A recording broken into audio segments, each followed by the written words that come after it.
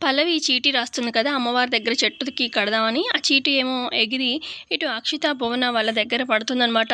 వీళ్ళేమో ఇటు తిరుగుంటారు మొహాలు కనిపించకుండా. అప్పటికి పల్లవి డౌట్‌ఫుల్‌గా ఏంటి తేడాగా ఉన్నారే వీళ్ళు అన్నట్టుగా చూస్తూ ఉంటుంది. ఇక ఆ చీటీ తీసుకుంటుంది పల్లవి. అయినా కూడా వాళ్ళ మీద డౌట్‌తోని అలా చూస్తూ ఉంటే అటువైపు అమ్మవారి దగ్గర ఉన్న చరణ్ ఏమో "ఏయ్! ఏంటి అక్కడేం చేస్తున్నావు? రా వచ్చి చీటీ కట్టు అమ్మవారి చెట్టుకి" అని చెప్పి అనగానే "ఆ! వస్తున్నానండి" అని చెప్పి పల్లవి వెళ్తుందనమాట. ఆ పల్లవి ఇక అమ్మవారికి దండం పెట్టుకొని ఆ చీటీ ఆ చెట్టుకి కట్టేస్తుంది. ఆ తర్వాత ఇక చరణ్, పల్లవి అలా వస్తూ ఉంటారు కిందకి. ఇక అక్కడ సీనరీ చాలా బావుంటుందనమాట. ఒక కొండ మీద రాయి అలా ఉన్నట్టు సీనరీ చాలా బావుంటుంది. "ఏవండీ ఆ సీనరీ చూడండి ఎంత బావుంది" అని పల్లవి అంటుంది. "ఆ! బావుంది" అని చెప్పి అంటాడు చరణ్. "మరి రండి మనం ఫోటోస్ దిగుదాం పదండి" అనగానే "హా! ఫోటో దిగడం ఏమో కానీ నాకైతే నీతో ఒక్క ఫోటో దిగాలని ఇంట్రెస్ట్ కూడా లేదు. ఇక ఆ లోయ చూసావా? ఫోటో దిగుతూ కాలు జారి పడ్డావనుకో బాడీ కూడా దొరకదు. అవసరమా? ఏం అవసరం లేదు" అని చెప్పి అంటాడు చరణ్. "అబ్బా! మీరు దిగకపోతే దిగిపోయారు. ఇంత దూరం వచ్చి ఫోటో దిగకపోతే ఎలా అండి? నేను దిగుతాను పోనీ నా ఫోన్ ఇవ్వండి" అని చెప్పి అంటుంది పల్లవి. "సరే అయితే ఇదిగో నీ ఫోను" అని చెప్పి చరణ్ ఫోన్ ఇస్తాడనమాట. ఇక పల్లవి ఫోన్ తీసుకొని ఆ ప్లేస్‌కి వెళ్తుంది. ఇక చరణ్ ఏమో ఇటువైపు తిరిగి కూర్చుంటాడనమాట. పల్లవి కనిపించకుండా తన వీపు కనిపిస్తూ ఉంటుంది పల్లవికి. ఇంకా అలా కూర్చుంటాడనమాట చరణ్. ఇక ఇటే అబ్జర్వ్ చేస్తున్న అక్షిత, భువన పద ఆ పల్లవి వెనకాల మనం కూడా వెళ్దాము అని చెప్పి వెళ్తారనమాట. ఇక పల్లవి ఏమో సెల్ఫీలు దిగుతూ ఉంటుంది ఆ కొండ దగ్గర. ఇక అక్షిత, భువన రావడంతోని పల్లవి గమనిస్తుందనమాట. అయితే వీళ్ళేమో మొహానికి ఇక చున్నీ కట్టుకుంటారు కదా! ఇంకా అంతగా అబ్జర్వ్ చేయదు. మళ్ళీ జస్ట్ నవ్వుతుంది పల్లవి వాళ్ళని చూసి. ఇక వాళ్ళు కూడా నవ్వుతారు. ఇక పల్లవి యాజ్ యూజువల్‌గా ఫోటోలు తీసుకుంటూ ఉంటే అటువైపు తిరుగుతున్న పల్లవిని ఒక తోపు తోస్తారనమాట. పల్లవి ఆ లోయలో నుంచి కింద పడిపోతుంది. ఇక హమ్మయ్య! పల్లవి పీడ ఇక లేనట్టే కదా మనకి. పద ఇక్కడి నుంచి వెళ్దాము అని చెప్పి అక్షిత, భువన గబగబా కిందకొచ్చేస్తారు. కాసేపయ్యాక చరణ్ ఏమో వెనక్కి తిరిగి చూస్తాడు. ఇదేంటి ఇక్కడే కదా సెల్ఫీ ఫోటోలు దిగుతూ ఇందాక కనిపించింది. ఇప్పుడేంటి కనిపించదు అని చెప్పి గబగబా ఆ ప్లేస్‌కి వెళ్తాడు చరణ్. పల్లవి, పల్లవి అనుకుంటూ అక్కడేమో కనిపించదు. మళ్ళీ వెనక్కొచ్చి అక్కడున్న జనాల్ని "నా భార్య కనిపించట్లేదండి పల్లవి. మీరేమైనా చూసారా?" అని చెప్పి అనగానే "లేదండి మనం ఇక్కడే ఉన్నాం కదా! ఇక్కడిక్కడ కనిపించకపోవడం ఏంటి? ఇదేం పెద్ద ఏరియా కూడా కాదు కదా!" అని చెప్పి అక్కడున్న వాళ్ళు అంటారనమాట. "తను ఆ కొండ దగ్గరికి వెళ్ళిందండి సెల్ఫీ ఫోటో దిగడానికి" అనగానే "మీరైనా ఒక్కరిని ఎలా పంపించారండి? అయినా చూసుకోవాలి కదా! తను ఇక్కడ లేదు, ఆ కొండ దగ్గర లేదంటే మేబీ ఫోటోలు దిగుతూ లోయలో ఏమైనా కింద పడిపోయిందేమో. మీరు ఎందుకైనా మంచిది పోలీస్ కంప్లెయింట్ ఇవ్వండి. మళ్ళీ మీ మీద రాకుండా ఉంటుంది కదా!" అని చెప్పి అక్కడున్న వాళ్ళు ఐడియా ఇస్తారు. సరే అని చెప్పి చరణ్ పోలీస్ కంప్లెయింట్ ఇస్తాడనమాట. ఇక చరణ్ రిసార్ట్ దగ్గర రూమ్ దగ్గరికి వెళ్తాడనమాట. ఇక రూమ్ దగ్గర ఉన్న అందరిని ఎంక్వైరీ చేస్తూ ఉంటారు పోలీస్ వాళ్ళు. ఇక ఆ రిసార్ట్ ఓనర్‌ని అందరిని కూడా ఎంక్వైరీ చేస్తూ ఉంటారనమాట. ఇక ఇటు బుర్కాలో అక్షిత, భువన ఉంటారు. వాళ్ళు కూడా ఉంటారు పక్కనే. ఇక పోలీసులు అందరిని ఎంక్వైరీ చేస్తూ ఉంటే ఇటు భువన మెల్లగా అక్షితని అడుగుతుంది. "అక్షిత ఒకవేళ అంటే చరణే కదా ఉన్నాడు పల్లవితోని.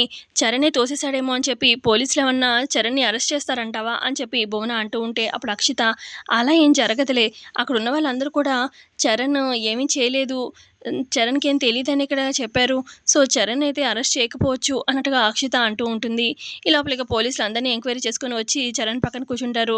"బాబు నీ భార్యే కదా మిస్ అయింది" అనగానే "అవునండి" అనగానే "మీ ఇద్దరికీ ఏమన్నా గొడవలు కానీ ఏమన్నా ఉన్నాయా?" అనగానే "గొడవలంటూ ఏం లేవండి.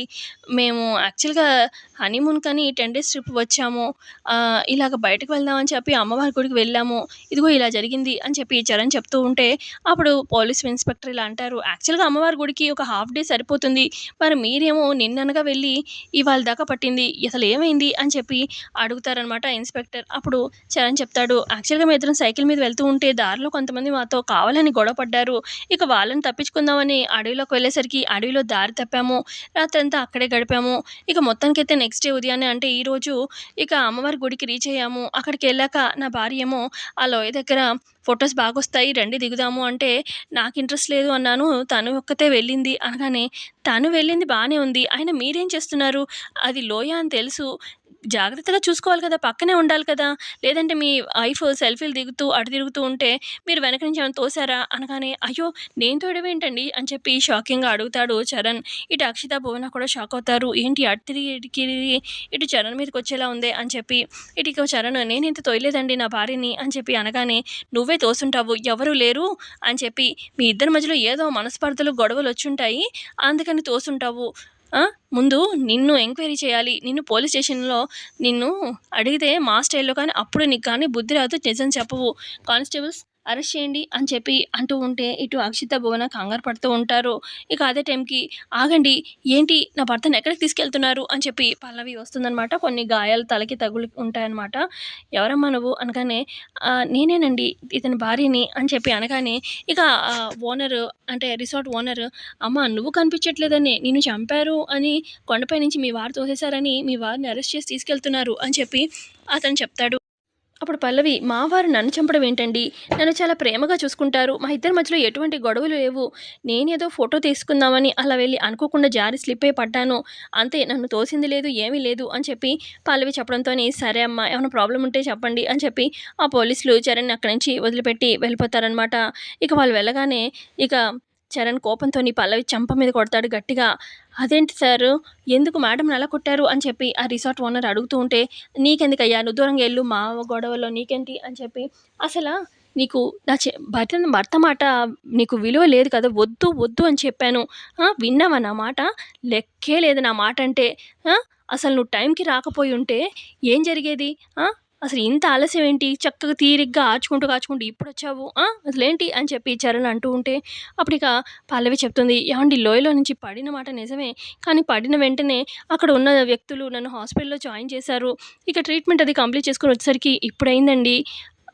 నేనేమి కావాలని పడింది కాదు. అలా బై మిస్టేక్‌గా స్లిప్ అయి పడ్డానండి" అని చెప్పి చెప్తూ ఉంటుంది పల్లవి. "అసలు నీ వల్ల ప్రతిసారి ఇంతే నాకు. నువ్వు పక్కనుంటే ప్రాబ్లమ్సే ప్రాబ్లమ్స్. హ్మ్. అసలా నీతో ఇక జన్మలో బయటికి రాను. నిన్ను తీసుకెళ్ళను. చాలమ్మా బుద్ధి బాగా చెప్పావు. అసలా నిన్ను పెళ్లి చేసుకోవడమే పెద్ద ఇదైపోయింది. నా దరిద్రానికి నువ్వు నాకు తోడయ్యావు. అసలా నిన్ను పెళ్లి చేసుకున్నాక నాకు దరిద్రం ఎక్కువైపోయింది" అని చెప్పి చరణ్ కోపంగా, "పద అసలు నీతో ఇంక ఉండలేను.